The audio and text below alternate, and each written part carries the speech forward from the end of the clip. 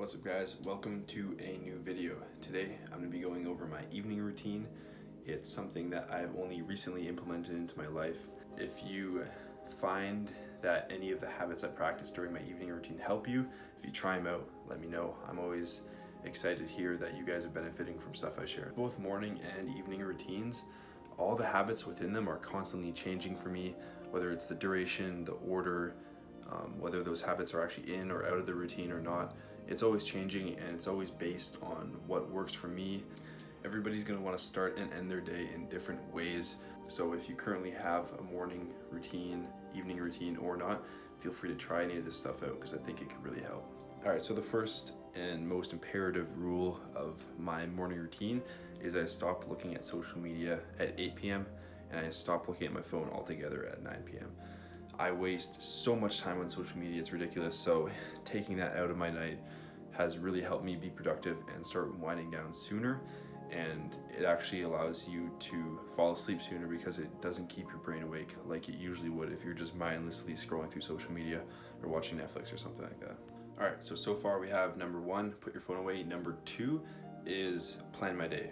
So in terms of planning the next day, there are two components that I use. The first component is making a list of things I want to accomplish, and I usually keep this list to like 3 to 6 things depending on how much time I have and how long those tasks actually take to complete. So once I have my list of tasks I want to complete for tomorrow, I schedule them in my calendar. And the type of calendar I currently use is the Outlook app, where it's actually connected to my email, which I find really convenient. But anyways, I schedule my full day minute by minute, and obviously reality doesn't often reflect exactly how I schedule it the night before, but I can always change it as I go. But this just gives me an idea of how much time I have, how much time each task will take, and it makes me feel super organized and productive when I wake up and have a plan of action for that day. Creating my list and planning my day usually takes about 10 minutes, so that's the second thing I do. Third thing I do is journal. So there are several components to my journaling as well. The specific way that I journal is, actually I'm gonna show you. So what I have here is a wins column, areas of improvement column, 3 gratitudes, and an ideas section. That's the current format I'm currently playing with, and I've been really enjoying it. I like the wins column. It's good to celebrate the wins, celebrate the things you did well. For the areas of improvement, it's really important to constantly audit your actions versus your goals.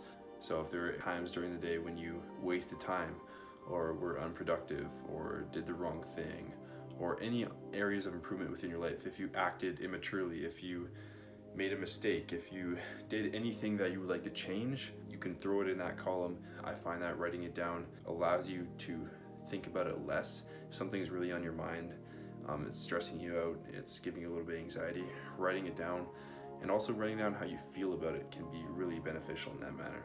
After I write the areas of improvement, as you guys saw, I have 3 gratitudes, and living in a state of gratitude is something I'm still working on and building, but it's super important. You can't be in a state of fear or anger and also be in a state of gratitude simultaneously. It feels a lot better and you're a lot happier. And writing a couple gratitudes each night is a great way to start developing that mindset. And lastly, as you guys saw, I have ideas. So any ideas or thoughts or anything that I have during the day, I can write it down there. Any like business ideas or any quotes that I read, you can write it down just to think about and let it manifest and marinate in your mind. All right, so once I'm done planning and journaling, now I stretch and roll out, and I usually do it for like 10-15 minutes. Before I start stretching and rolling, gotta turn on the trusty lamp, turn off the lights. It's a lot darker, a little bit more of a relaxing vibe.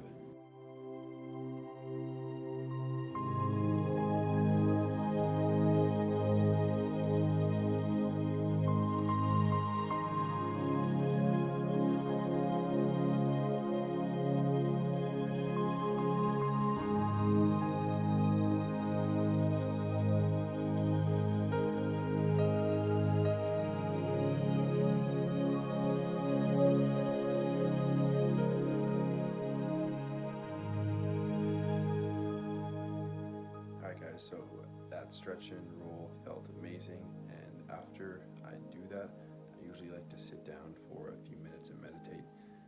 get my mind and my body just completely relaxed and in a great state before I go to bed.